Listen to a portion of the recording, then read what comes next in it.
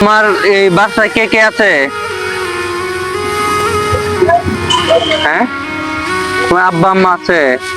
ও, তাহলে ওনারা তোমাকে খুঁজে না? ওনারা খুঁজে না তোমাকে?